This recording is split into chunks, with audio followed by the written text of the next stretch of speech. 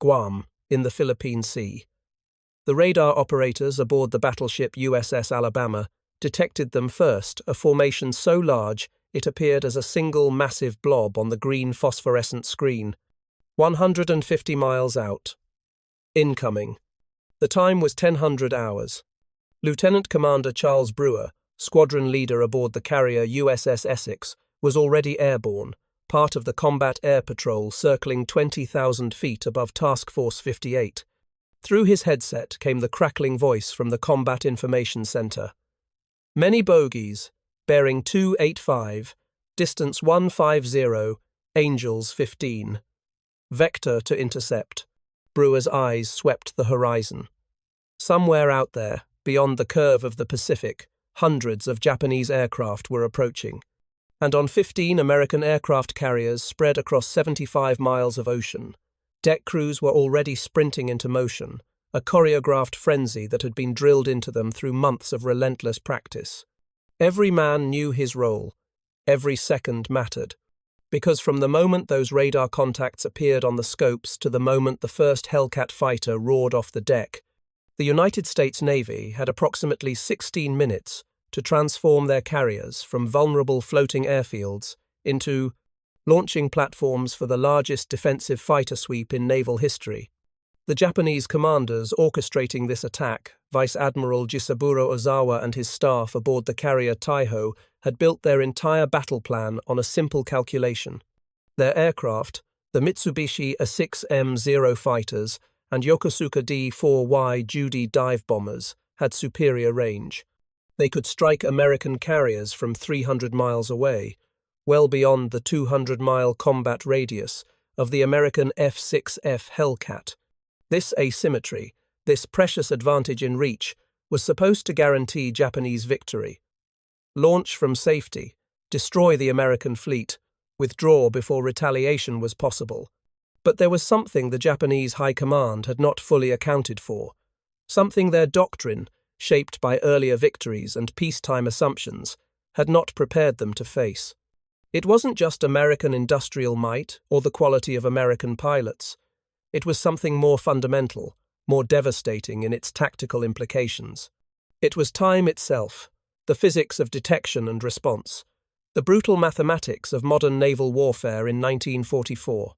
When those radar contacts bloomed on American screens at 1000 hours, what happened next would determine not just the outcome of this single battle, but the future of carrier warfare in the Pacific, and ultimately, the fate of the Imperial Japanese Navy's ability to wage offensive operations ever again. This is the story of 16 minutes that changed everything. If you're enjoying this deep dive into the story, hit the subscribe button and let us know in the comments from where in the world you are watching from today. To understand what made those 16 minutes so critical, we must first understand what American carriers had become by the summer of 1944 and what the Japanese thought they were facing. The Fast Carrier Task Force, designated Task Force 58 under Admiral Raymond Spruance's Fifth Fleet, represented a revolution in naval warfare. Not incremental improvement, revolution. Between January and June of 1944, the United States Navy had commissioned 7 new Essex-class fleet carriers and multiple Independence-class light carriers. Each Essex-class carrier displaced 27,000 tons, could make 33 knots, and carried 90 to 100 aircraft depending on configuration. By June 19th, Task Force 58 assembled 15 aircraft carriers in total, 7 fleet carriers and 8 light carriers. These vessels carried 956 operational aircraft. Not in reserve, not in depot, operational, fueled, armed, and ready to fly. The carriers were organized into 4 separate task groups, each built around 3 to 4 carriers with their escorting battleships, cruisers, and destroyers sailing in concentric defensive circles. The architect of this system was Vice Admiral Mark Mitcher, a lean, sun-weathered aviator who understood something crucial. The best defense for a carrier was not its armor. American carriers had relatively light armor compared to their Japanese counterparts, but its own aircraft. Fighters. Lots of them. Airborne, aggressive, and directed by radar. Mitcher had pioneered the doctrine of massed carrier operations. Unlike the dispersed carrier tactics used earlier in the war, where carriers operated in pairs or alone, Mitchell concentrated his flat tops into tight groups. When under air attack, the carriers wouldn't maneuver independently or take evasive action. They would maintain course and speed, steaming into the wind to launch and recover aircraft, while the escorting ships added their anti-aircraft fire to a unified defense. This required absolute faith in fighter direction, the ability to detect incoming raids early, launch defensive fighters, and guide them precisely to intercept enemy formations before they could threaten the carriers. And it all hinged on one technology that the Japanese had developed later and deployed less effectively than the Americans: radar. American destroyers stationed 50 to 60 miles ahead of the main task force carried SK air search radar capable of detecting aircraft formations at ranges exceeding 100 nautical miles. The moment those contacts appeared, information flowed directly to the combat information centers aboard the carriers, dedicated rooms deep in the ship where radar plots, radio communications, and fighter direction teams worked in coordination. The Japanese had radar by 1944. Their Type 21 and Type 22 sets could detect aircraft, but Japanese radar doctrine lagged catastrophically behind the technology. Japanese ships often kept their radars turned off to maintain radio silence, eliminating their early warning advantage. Even when operating, Japanese radar operators lacked the training and integrated command structure that American CICs provided. The Japanese had the tool, but hadn't built the system around it. Which brings us back to those 16 minutes. When American radar detected an incoming raid at 150 miles, roughly the distance achieved on the morning of June 19th, a precisely choreographed sequence began aboard every American carrier. At 10:23 hours that morning, Mitchell ordered his carriers to turn into the wind and begin launching every available fighter. The wind mattered. Aircraft need airspeed over their wings to generate lift. A carrier steaming at 30 knots into a 20-knot headwind gives aircraft a 50-knot head start before their engines even engage. On the roughly 800-foot flight decks of the Essex-class carriers, this made the difference between safe launches and aircraft struggling to gain altitude. Deck crews had already positioned the fighters forward on the flight deck during the pre-dawn hours. The Grumman F6F Hellcats 36 per fleet carrier sat with wings folded, tails toward the island superstructure, noses pointing down the deck toward the bow. Plane handlers in blue jerseys had arranged them in a specific pattern. Fighters that needed to launch first were spotted closest to the catapults or the bow, allowing them to taxi directly into position. At the launch signal, yellow-shirted aircraft directors began guiding pilots through the startup sequence. Engines coughed to life the Wright R2 800 double cyclone engines, each producing 2,000 horsepower, creating a thunderous roar that built as more aircraft fired up. Fuel had been loaded the night before. Ammunition belts for the 6.50 caliber M2 Browning machine guns, 400 rounds per gun, had been installed and armed. Now came the critical phase, getting 30-plus fighters off the deck in minimum time. Unlike modern carriers with catapults for every launch, World War II American carriers typically had 2 catapults, but could also launch aircraft without them rolling takeoffs straight down the deck. The catapults were reserved for heavily loaded aircraft, or those needing assistance. Hellcats defending the fleet carried minimal fuel, enough for an hour of combat, and no bombs or external stores, allowing them to launch without catapult assistance. The first Hellcat taxied forward, guided by hand signals from the yellow shirts. The pilot ran through final checks: mixture rich, propeller full forward, flaps down to takeoff position, trim tabs set. The aircraft director gave the signal. The pilot pushed the throttle to full power. The Hellcat shuddered against its brakes as the engine roared to maximum RPM. The director dropped his flag in a chopping motion.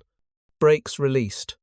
The Hellcat accelerated down the deck, its tail lifting within 50 feet, wheels leaving the flight deck surface within 300 feet, 8 seconds from brake release to airborne. Then the second fighter began its roll. Then the third. In practiced hands, with well-maintained aircraft and clear weather, American carrier crews could launch one fighter every 30 seconds. This wasn't theoretical. This was the standard they achieved routinely by mid-1944, 30 fighters in 15 to 20 minutes, all carriers in the task group launching simultaneously. On the morning of June 19th, between 10:23 and approximately 10:40 hours, Task Force 58 launched more than 200 Hellcat fighters into the air. Some estimates place the number as high as 250 aircraft. They climbed, formed up by divisions of 4 to 8 aircraft, and began vectoring toward the radar contacts under guidance from the fighter direction teams. The Japanese aircraft were still 70 miles out when the first Hellcats reached intercept position. Vice Admiral Jisaburo Ozawa, aboard his flagship Taiho, believed he had achieved tactical surprise. His plan, designated Operation Ago, depended on it. The first mobile fleet had sailed from Tawi-Tawi anchorage near Borneo, rendezvoused in the western Philippine Sea, and approached the Marianas from the west. Ozawa commanded a powerful force.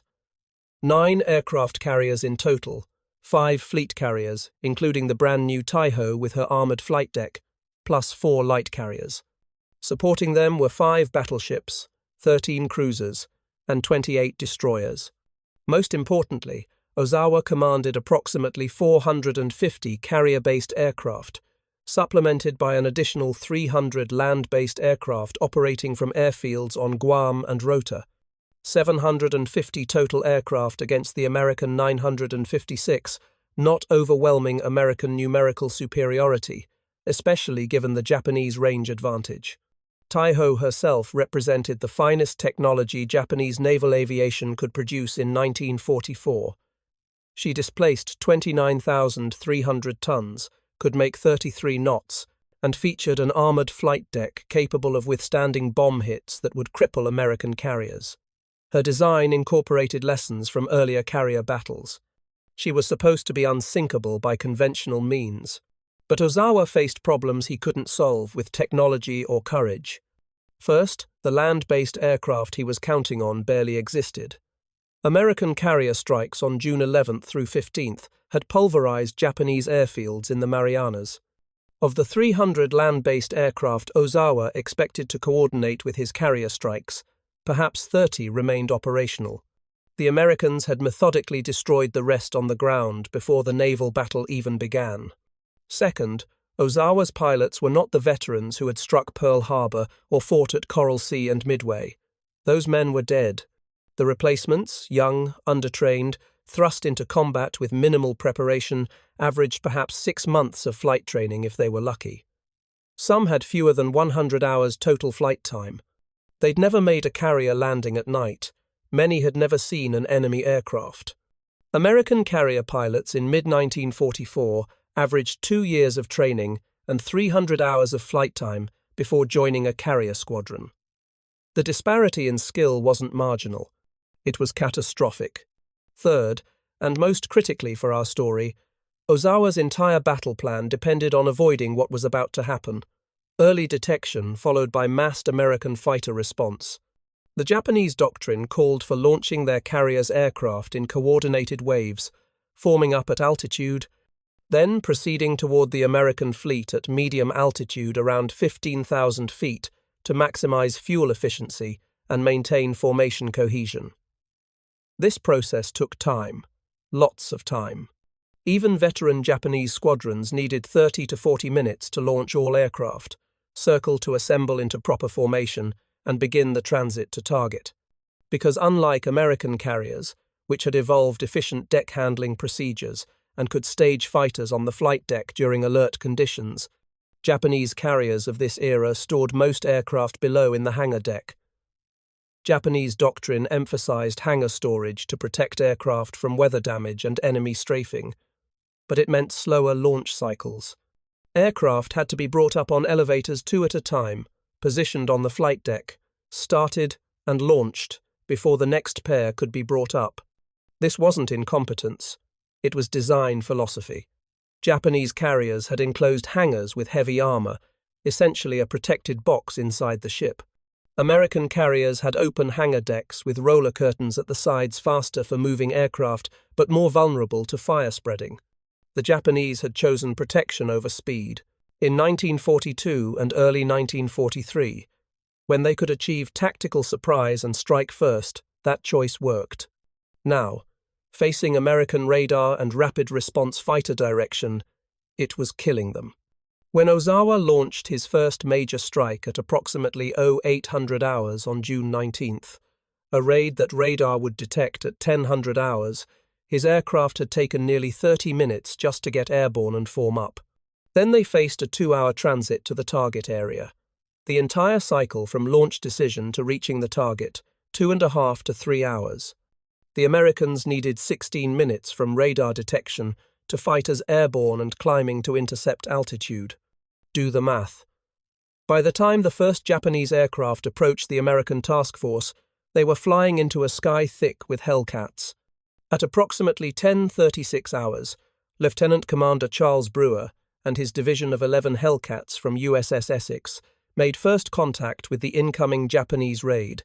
They were flying at 22,000 feet, positioned 60 miles out from the task force, guided to this intercept point by constant radio updates from the fighter direction officer aboard Essex.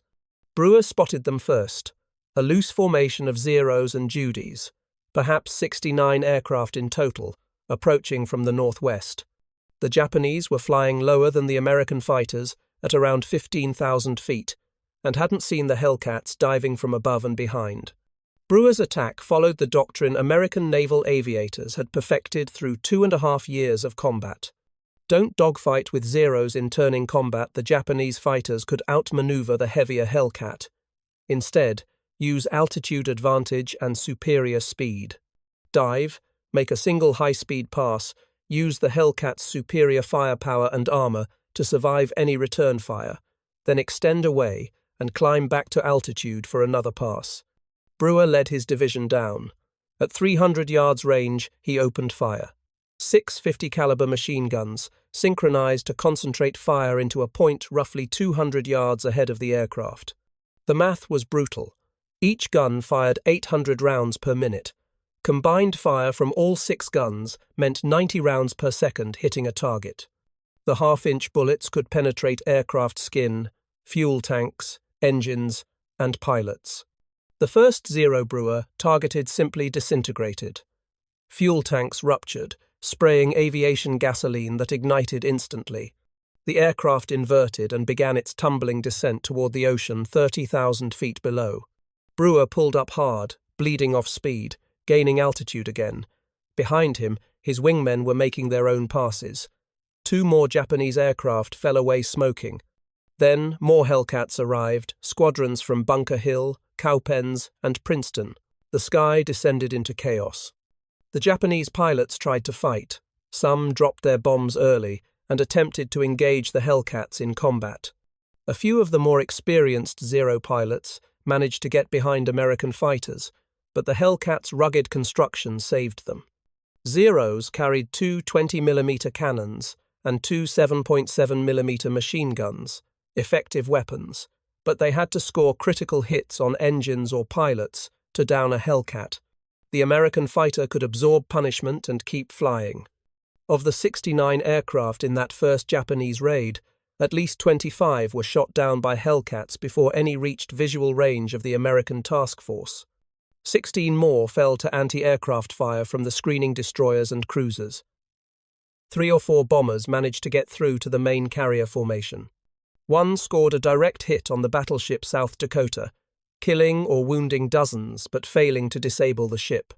Only a handful of Japanese aircraft from the first wave survived to limp back toward their carriers. Perhaps 8, maybe 10, out of 69 launched. The pilot from USS Lexington who first coined the phrase that would define this battle was watching the slaughter from above. During debriefing, he remarked, "Why, hell, it was just like an old-time turkey shoot down home." The Great Marianas turkey shoot had begun. At 10:57 hours, American radar detected a second, larger raid, 128 Japanese aircraft approaching from the southwest. The pattern repeated. Mitcher ordered continued launch of fighters. More Hellcats climbed away from the carriers, directed toward intercept points by the CICs coordinating the defense. Commander David McCampbell, leading a division from Essex, intercepted this second wave. McCampbell would eventually become the US Navy's highest-scoring fighter ace of World War II. On June 19th, he was adding to that score with methodical efficiency. McCampbell's Hellcats hit the Japanese formation head-on. In the first pass alone, they shot down approximately 70 aircraft. 70. Out of 128. The Japanese formation simply disintegrated under the onslaught. Bombers jettisoned their ordnance and tried to flee. Fighters broke in every direction, seeking escape. A few attempted to reach the American carriers, only to encounter the withering anti-aircraft fire of Task Force 58's battle line. By 11:30 hours, the second Japanese raid had been annihilated. Ozawa launched 2 more strikes that day, a third wave and a fourth. Each met the same fate. American radar detected them at maximum range. Hellcats scrambled to altitude. Fighter directors vectored them to intercept. The Japanese formations were shredded before reaching their targets. The fourth raid, 49 aircraft strong, never even found the American task force. Confused by poor navigation and chased by American fighters, they diverted toward Guam, seeking to land at Orote Field. 12 Hellcats from the light carrier Cowpens, led by Lieutenant Commander McCampbell again, found them circling the field, preparing to land. 29 more Japanese aircraft destroyed. On the ground at Orote, the survivors landed to discover American strikes had rendered the field barely operational. Their aircraft, damaged in combat and lacking fuel, were effectively lost to further operations. By the time the sun set on June 19, 1944, the Japanese carrier air groups had effectively ceased to exist as combat-effective formations. Of approximately 430 aircraft launched in the 4 major raids, only about 35 survived. Destroyed in the air, crashed, attempting to return to their carriers, or abandoned on Guam's shattered airfields. The Americans lost 20 Hellcats in air-to-air combat. 20 American fighters lost versus nearly 400 Japanese aircraft destroyed. But the catastrophe for the Imperial Japanese Navy wasn't finished. While Ozawa's aircraft were being massacred in the air, American submarines were hunting his carriers beneath the waves. USS Albacore, a Gato-class submarine, had been trailing the Japanese fleet since June 17th. Her captain, Lieutenant Commander James Blanchard, had positioned Albacore ahead of the Japanese formation's predicted track, waiting at periscope depth. At 0800 hours on June 19th, just as Ozawa was launching his first airstrike, Taiho appeared in Albacore's periscope, the brand-new flagship, the pride of the Japanese carrier fleet. Armoured flight deck, 29,000 tons, steaming at 27 knots with her escorts. Blanchard manoeuvred for an intercept.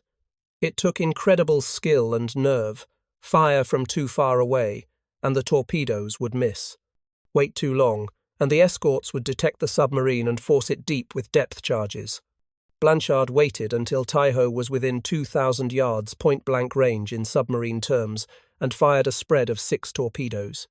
A Japanese pilot, flying combat air patrol above the fleet, spotted the torpedo wakes. Warrant Officer Sakio Komatsu made an instant decision. He nosed his Nakajima B-6N JIL torpedo bomber into a dive and crashed his aircraft directly into one of the torpedo tracks, destroying his plane and himself, but detonating the torpedo harmlessly. The other 5 torpedoes continued running. One struck Taiho on the starboard side, forward of the island superstructure. The explosion blew a massive hole in the hull, flooding the forward elevator pit and aviation fuel storage tanks. But Taiho's damage control seemed to contain the flooding. The carrier maintained speed and continued recovering aircraft from the strikes. What nobody aboard Taiho realized was that the ruptured fuel tanks were leaking aviation gasoline vapor throughout the ship. The forward elevator had been damaged and wouldn't close properly, creating a pathway for the fumes to spread through the hangar deck and up into the ship's ventilation system. For hours, Taiho steamed onward while gasoline fumes accumulated in her sealed, armoured hangars. Crew members reported the smell. Some felt sick from the fumes. Damage control officers made a fatal decision. They turned on the ventilation fans to maximum, hoping to blow the fumes out of the ship. Instead, The fans distributed the fumes throughout every sealed compartment. At 14:32 hours, almost 6.5 hours after the torpedo hit, someone struck a match, or an electrical spark occurred, or some other ignition source found the fuel-air mixture that had pervaded Taiho's interior spaces. The resulting explosion was catastrophic. The armored hangar deck, designed to protect the ship from external bombs, instead contained and focused the blast energy. Taiho's hull ripped open from the inside. The armored flight deck blew upward, buckling and tearing. The ship's engines stopped. Power failed throughout the vessel. Ozawa and his staff evacuated to a destroyer. By 16:28 hours, Taiho was sinking. She went down, taking 1,263 officers and men with her. 9 aircraft. USS Albacore had claimed the newest, most advanced carrier in the Japanese fleet, but she wasn't finished hunting. Just hours after Taiho took her torpedo hit, another American submarine was lining up her own shot. USS Kavala, commanded by Lieutenant Commander Herman Kostler, had detected the Japanese carrier Shokaku, a veteran of Pearl Harbor, Coral Sea, and countless battles across the Pacific.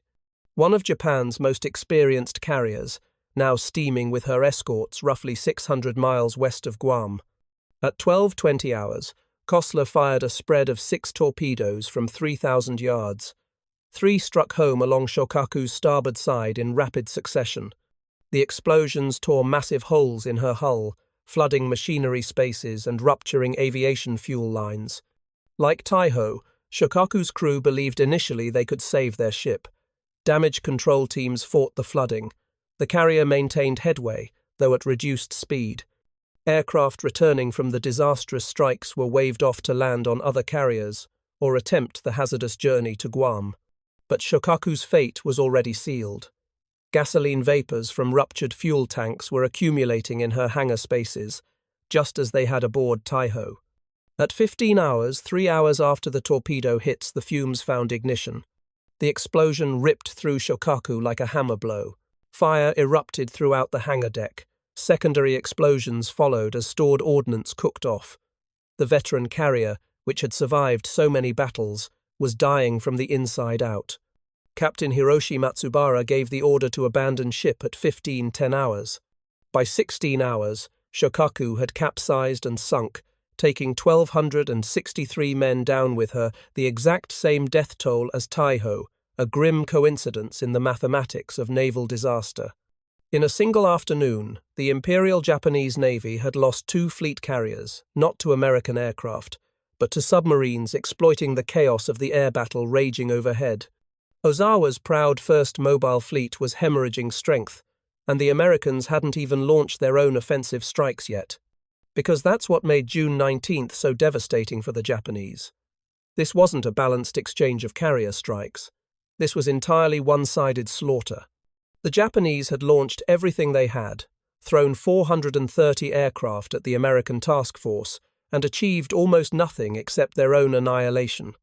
The Americans hadn't needed to attack. They'd simply stood their ground, detected the raids at maximum range, and launched fighters that systematically destroyed every incoming formation. But Admiral Mark Mitcher wanted more than defensive victory. He wanted to destroy the Japanese fleet entirely. And on the afternoon of June 19th, as the scale of Japanese losses became clear through pilot debriefings and radar tracking, Mitcher began planning an offensive strike for the following day. The challenge was finding Ozawa's retreating carriers. Throughout June 19th, American search aircraft had been probing westward, trying to locate the Japanese fleet. But Ozawa, recognizing the disaster unfolding, had ordered his remaining carriers to retreat westward at maximum speed, opening the range while he assessed his losses and tried to reorganize what remained of his air groups. By nightfall on June 19th, the Japanese fleet was somewhere beyond 300 miles west of Task Force 58, beyond the effective combat radius of American carrier aircraft. The mathematics were brutal.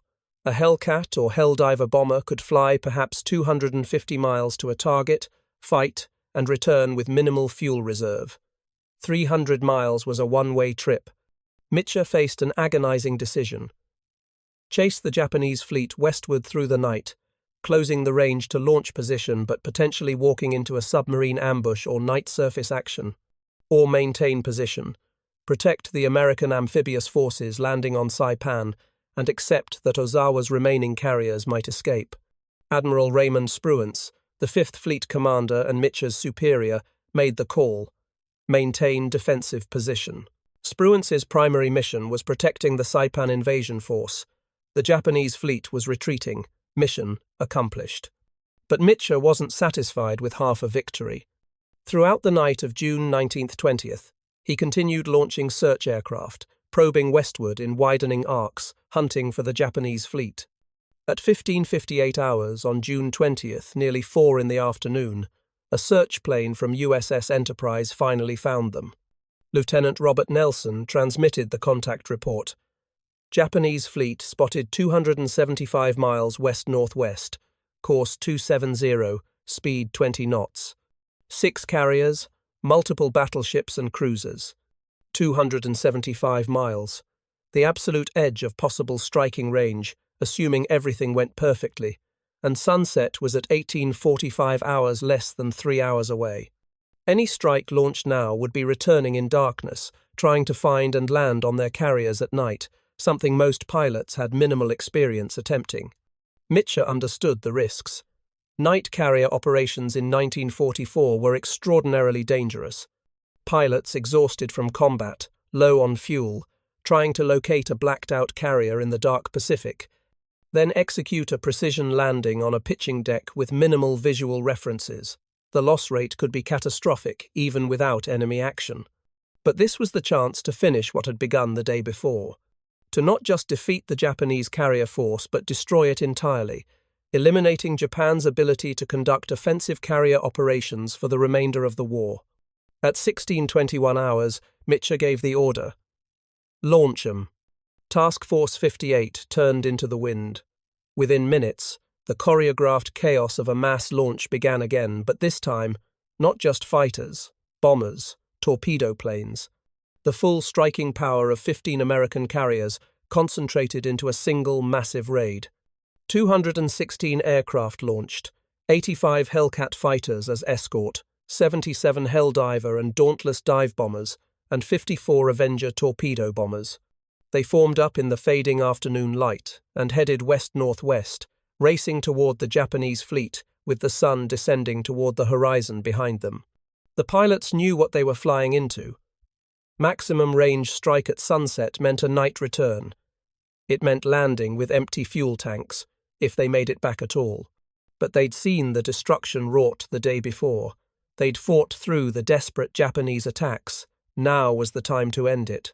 At 18:40 hours, just 5 minutes before sunset, the American strike force spotted the Japanese fleet spread across the darkening sea below them. 5 carriers, Zuikaku, Junyo, Hio, Ryuho, and Chitose. 1 carrier, Chiyoda, had become separated and escaped detection. Surrounding the carriers, battleships Yamato and Musashi, the 2 largest battleships ever built, plus cruisers and destroyers in defensive formations. Ozawa had only 35 fighters airborne for combat air patrol, 35 fighters against 216 incoming American aircraft. The American strike coordinator split the attack by targets. Helldivers and Avengers from Essex, Yorktown, and Bunker Hill were assigned to the carrier Hio. Aircraft from Lexington, Enterprise, and San Jacinto would hit Zuikaku. The remaining squadrons would attack the smaller carriers and screen ships. The dive bombers went in first, punching through the weak fighter screen. Japanese anti-aircraft fire filled the sky, black puffs of exploding shells, tracer rounds arcing upward, but the Americans had overwhelming numbers. The first Helldiver rolled into its dive from 12,000 feet, 70-degree angle, the carrier Hio growing larger in the bomb sight reticle as the aircraft plummeted downward. At 2,000 feet, the pilot released his 1,000-pound bomb and pulled hard out of the dive, feeling the G-forces slam him into his seat as the aircraft's wings strained against the airframe. Behind him, 17 more dive bombers were following in sequence, each releasing their bombs in carefully timed intervals. Hio twisted in evasive maneuvers, her captain desperately trying to avoid the rain of bombs falling toward his ship. One bomb missed a port.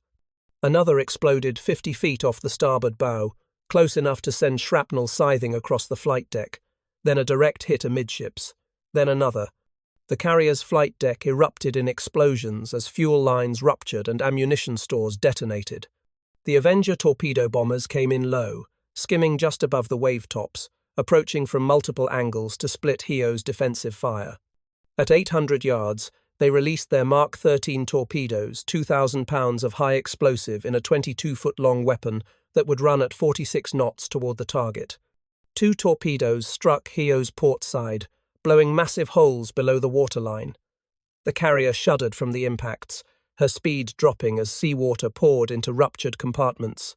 Fires were raging throughout the ship. Within minutes, it was clear Hio was doomed. Across the task force, American aircraft were pressing home their attacks. Zuikaku, the last surviving carrier from the Pearl Harbor strike force, took multiple bomb hits but survived, her experienced damage control crews containing the fires. The smaller carrier, Chiyoda, was hit by 2 bombs. Ryuho and Junyo were damaged but remained operational. The battleship Haruna took a bomb hit. The cruisers Maya and Haguro were damaged by near misses, but the real prize was Hio, blazing from bow to stern, listing heavily to port as her crew abandoned ship. At 19:20 hours, with the last light fading from the sky, Hio capsized and sank, taking 250 officers and men with her. It was the 3rd Japanese carrier lost in 2 days. By 19:30 hours, the American aircraft were forming up for the return flight. And now the true danger began. The strike had been at maximum range. Every pilot had been running their engines at combat power for nearly 3 hours. Fuel gauges were reading empty or near empty across the entire formation. And ahead lay 280 miles of dark ocean, because the Japanese fleet had continued retreating westward during the attack, increasing the return distance. Worse, the pilots were exhausted. Combat operations, the adrenaline of diving through anti-aircraft fire, the mental strain of navigation and formation, flying all of it, had drained them. And now they faced the most technically demanding flying of their careers, finding their carriers in complete darkness and executing night landings with nearly empty fuel tanks. The flight back became a race between fuel consumption and distance. Pilots leaned their fuel mixtures to the absolute minimum, sacrificing engine power for endurance. Some aircraft, damaged by anti-aircraft fire and leaking fuel, began dropping out of formation. Their pilots faced the grim choice: ditch in the ocean now while they still had some control, or press on hoping to make it closer to the American fleet before the engines quit. At 2000 hours, 80 miles from Task Force 58, the first aircraft ran out of fuel. Lieutenant Commander Robert Isley from Princeton's Torpedo Squadron transmitted a brief radio call, "Going in," and guided his Avenger toward a controlled water landing in the darkness. His crew survived the ditching and would be rescued the following day, but dozens of other aircraft and crews would not be so fortunate. By 2015 hours, American aircraft were scattered across 100 miles of ocean, all converging on the approximate location of Task Force 58. But in the darkness, with radio silence procedures limiting transmissions, many pilots couldn't find the fleet.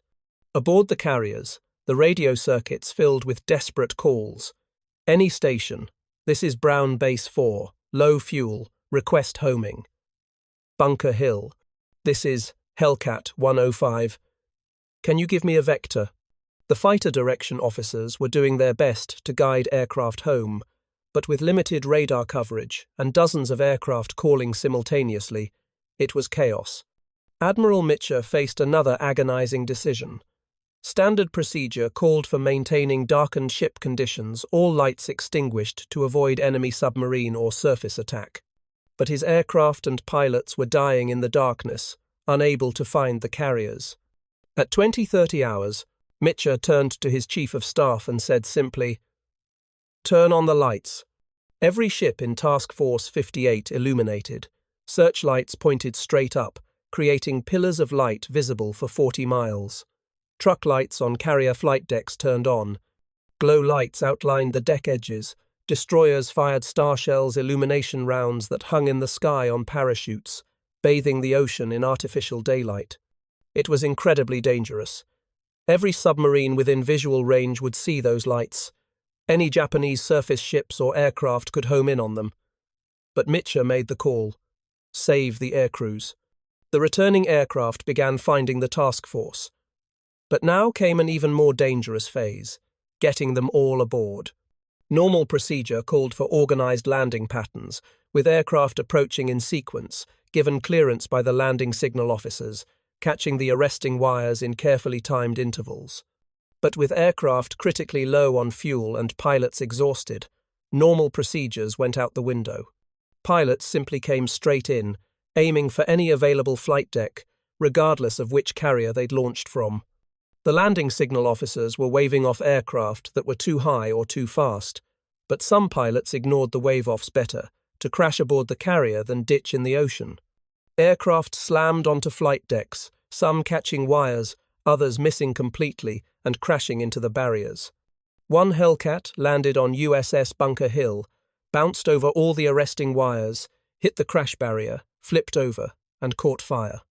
Deck crews were sprinting across the flight deck before the wreckage stopped sliding, pulling the pilot clear and fighting the fire with extinguishers while the next aircraft was already on final approach. Some aircraft ran out of fuel in the landing pattern, their engines quitting on final approach. Pilots glided dead stick onto the carriers, hoping momentum would carry them far enough to catch a wire. Some made it, others splashed into the ocean just short of the deck. And some pilots, disoriented in the darkness and unable to find any carrier, simply ran out of altitude and options. They ditched in the ocean as close to the task force as they could manage, hoping the destroyers screening the formation would find them. The recovery continued for 2 hours. Aircraft landed on carriers they'd never operated from before. Some made multiple attempts before finally catching a wire. The flight decks became parking lots of mixed aircraft from different carriers. Hellcats from Essex landing on Hornet, Avengers from Lexington landing on Wasp, all while fuel trucks and ordnance crews worked frantically to clear the deck for the next landing. By 2300 hours, the last aircraft had either landed or ditched. The final tally was sobering. Of the 216 aircraft launched, only 115 returned safely to the carriers. 80 aircraft were lost. But crucially, most of the pilots and aircrew survived, rescued from the ocean by the destroyers and escort vessels that spent the night searching the dark waters, using searchlights and radio direction finding to locate men floating in life rafts. The final count: 49 aircrew killed or missing, 109 rescued from the water. It was the greatest loss the American carrier air groups suffered in a single operation during the Pacific War. But they had achieved their objective. The Japanese carrier force was broken beyond repair. When Admiral Ozawa tallied his losses on June 21st, the numbers told a story of absolute catastrophe. 3 carriers sunk: Taiho, Shokaku, and Hio. 3 more carriers damaged: Zuikaku, Chiyoda, and Junyo. More than 600 aircraft destroyed carrier-based and land-based combined. Hundreds of pilots and aircrew killed. The first mobile fleet limped back toward Japan, with barely 75 operational aircraft remaining across all its carriers. As a strike force, it had effectively ceased to exist. The Americans had lost 130 aircraft total over 2 days, mostly to operational losses, fuel exhaustion, and landing accidents rather than enemy action. 29 aircrew killed. And Task Force 58 remained fully operational, ready to continue supporting the Marianas invasion. The Battle of the Philippine Sea ended Japanese carrier aviation as a viable offensive force. Never again would Japan launch a major carrier operation. The surviving carriers would spend the rest of the war as decoys and training platforms. The pilots lost in the Great Marianas Turkey Shoot could not be replaced, not in sufficient numbers, not with adequate training, not in time to matter. Those 16 minutes on the morning of June 19th from radar detection to fighters airborne had decided everything. The Japanese had gambled on range advantage and tactical surprise. Instead, they'd flown into a meat grinder of American radar detection, fighter direction, and overwhelming defensive firepower. The physics of time had defeated them. Detection at 150 miles gave the Americans precious minutes to respond. Efficient deck operations turned those minutes into hundreds of fighters at altitude. Skilled fighter directors turned altitude advantage into devastating intercepts, and superior pilot training turned intercepts into slaughter.